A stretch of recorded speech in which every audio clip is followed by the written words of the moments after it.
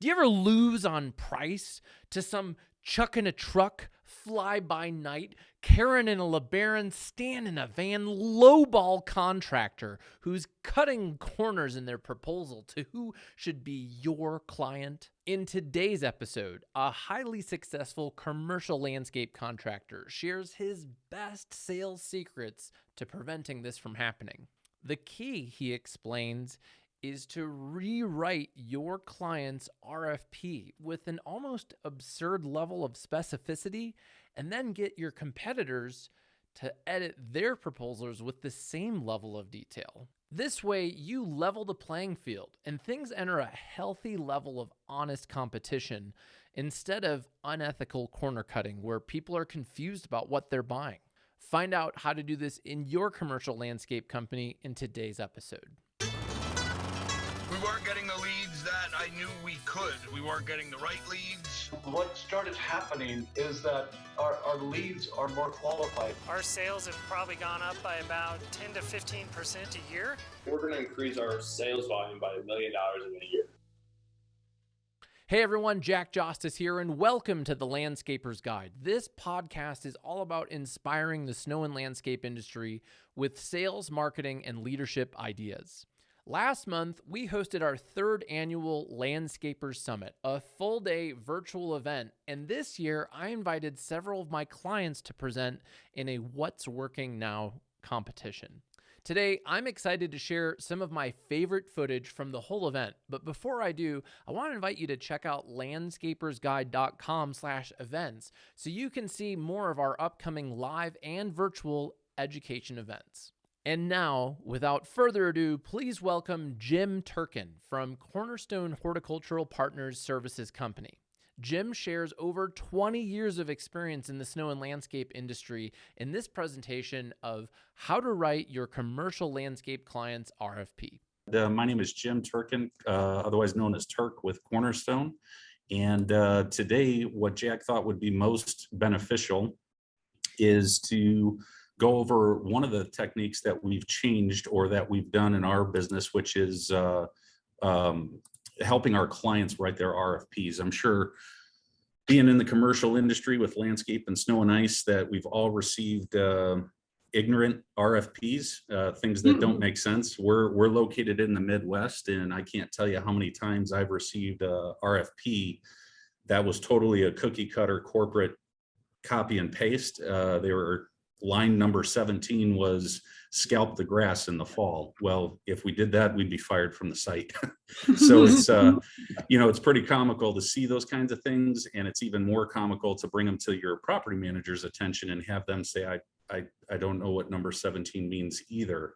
But yet I'm supposed to bid on it. So, doing an RFP and going out to bid every year or every 3 years is just a fact. It's one of the facts of life. And rather than fighting, and I used to get really bent out of shape saying, we've done awesome for this client over 8 years, and now they got to put it out to bid because there's a new dog, new top dog and bean counter that says we got to go out and we got to shop them.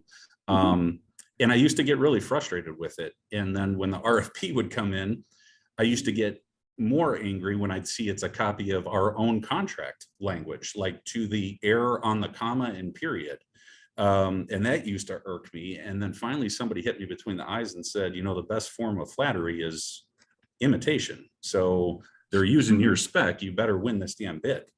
And so that's really when the light bulb went off. And I said, we can help these folks.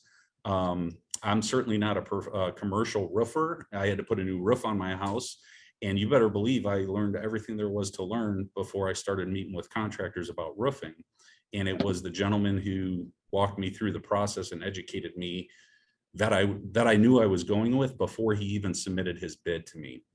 And lo and behold, he was the most expensive. And lo and behold, 7 years later, I'm still his biggest sales rep. Because everybody that I talk to, it's Jeff. If you need a roof, Jeff's your guy. So I kind of wanted to bring that into our own business here. So hopefully this will give you guys and gals some ideas of how to tackle this topic. The first thing that we need to realize is put ourselves in our client's shoes. On a commercial portfolio manager, a Class A office complex or a third-party procurement company, they dread going out to bid as much as we may putting it together. That's why you get a bid on Monday for 14 properties that's due on Friday. It's because it's on the last of their to-do list as well. So, we have the earnest to call a timeout, meet with them. And if they're not willing to meet with us and they're not willing to go through our sales cycle or our sales process, that's a really big red flag to us to say, we're just a third bid. They already know who they're going with, or this is not of importance to them. So it really shouldn't be of importance to us. And we do that humbly. We don't do it arrogantly. And there are sites where we'll roll over and say, man, I'd really like to put that in our portfolio. So yeah, I guess we're going to hustle to get it done by Friday. But really understand, our clients don't necessarily, they're not landscape contractors. They're not snow and ice contractors. They just know their job is to find the most effective proposal. And unfortunately, they don't go through much training as to what it is that they're evaluating when they get back so many different bids. So with that, I would encourage that we actually write the RFP, write the proposal for them. And we've done this. So I'm not just speaking out of hypotheticals here. We've done this many times, and many times we have not won the bid. However, we solidified so much credibility with that client by taking this daunting task off of their to-do list, giving them the language of our industry, giving them the right criteria, so that when they are receiving the bids back, they'd send it out to 7 people. It used to be 3 bids, right? Now it's 7 to 12, that are bidding on a property. And the low bidder, usually gets it. And then we would go back and say, wait a minute, we included edging of the beds, all the beds, not just the 2 tree rings at the front door. We actually included all the beds. We actually included turf fertilization across the entire property, not just the front doors. So those were the kinds of things that were really upsetting to me, to say, how are these guys getting away with it? And why isn't that property manager not beating the drum saying, hey, this is part of my scope? So it's gone a long way, even to the point of us not winning the bid. But the client usually calls us back and says, yeah, I made a mistake, and you guys were there and you rolled up your sleeves and helped me. So I appreciate that. And I'm going to look at you when it's time to terminate this contract. So giving them the tools is really helping them understand it's not just a matter of emailing and faxing out RFPs that say due Friday, send me your bid, I don't have time to meet with you. You have to go through this very, very diligent process. And if you want to get real numbers and get a qualified contractor in here, if you go through this, if you go through the process and teach them how critical it is, that you're creating a partnership and a marriage with this contractor for the next 3, 5, however many years your RFP is for, you better not have buyer's or seller's remorse after the ink is dried. So the first step of writing an RFP for a client or for a prospect is learning what their needs assessment is. We use this, this is a Google form that we send to our prospects, both if they are asking for an RFP, if they're just asking us for a bid. And this Google form fills out the blanks for us, because it's really hard to get in front of folks nowadays, as I'm sure we're all aware of. We have one specific to landscape maintenance. We have one specific to snow and ice. And so we'll send this form to them to have them fill it out and really narrow the criteria for us. From that, it's, asking them on a snow and ice, is this a seasonal contract, or are you looking for a per visit contract? Are you on the maintenance side of it? Rank turf care. Does turf need to be golf course green, or is this an industrial building that's vacant and we need to keep it maintained and keep the city off of you? So this form allows them to rank with little radio buttons and tell us what kind of scope of work we're putting together for them. From there, the other really cool thing is that we include contractor qualifications. So sure, you're welcome to send this out to the 20 contractors in your area, but only 3 or 4 of them are probably going to be able to meet the criteria. And what I mean by that criteria is, are they CLTs? Are they certified landscape technicians? Because that's bullet point number 1 in paragraph 1 on the RFP. you must be a CLT to be on my property. If it's snow and ice, you must be a CSP, a certified snow professional through SIMA. You must be an ASM. The people on the ground, boots on the ground, must be ASM certified. So all of a sudden that narrows that playing field from 10 to 12 to down to three qualified bidders. Now we're talking that apples to apples scenario, because they likely meet all the insurance criteria, all of the other information that, you know, they need to have in order to step foot on the property. The other cool thing that we add in the RFP template for them is a scoring criteria. And the scoring criteria allows the property manager to really hone in on, why am I going to choose this contractor over that one? And you'll notice that cost estimate and rate sheet, we only rank it at 10%. So the low ball bidder does not necessarily mean that's the winner of the ball game, because how you approach the project, all of the background material, your references, your testimonials, your company overview, how much effort you put into presenting to me to manage my property, showing me aerial maps, showing me where you're going to place the snow, showing me where I have existing irrigation leaks on the site, where I have diplodia and the Austrian pine trees. All these things that you brought to my attention during the proposal process, you're going to rank very, very high here. And I have a high credibility without even having worked with you yet.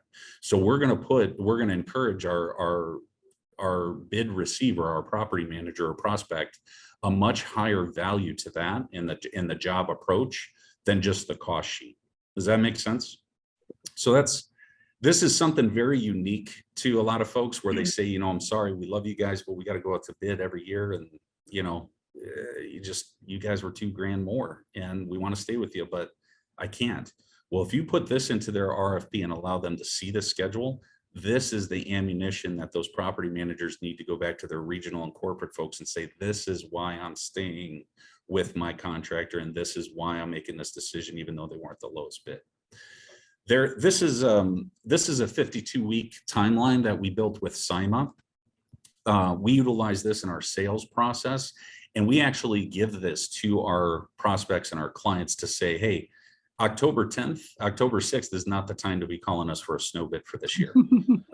Definitely not the time to be calling us. This is what you want to do. This, and they don't have these tools and resources. So again, putting yourself in their position. This is all available for you. I gave you some quick resources here, and I'll toggle over, Jack, if we're okay on time. I think we're about a minute over, but I think we started a little late. We okay? Yeah, that's cool. Okay, so now the National Association of Landscape Professionals, outstanding resource. SIMA, outstanding resource. SIMA.org, the Snow and Ice Management Association. And also, I would encourage you to take a look at your prior RFPs that you've received and bid on, and you know, cherry pick the language that's in there. The ones that you felt really good about and felt really good about bidding on. I'll show you here if I can escape, toggle over real fast to one of our templates. So as you can see here, we spell out everything for the request for proposal template that we give to our clients, and they can fill in the blanks with their logo, their addendums, their cert of insurance. But this is all of the language, what a per visit means, what the level of service means. And we get all of this based upon that needs assessment that they gave us.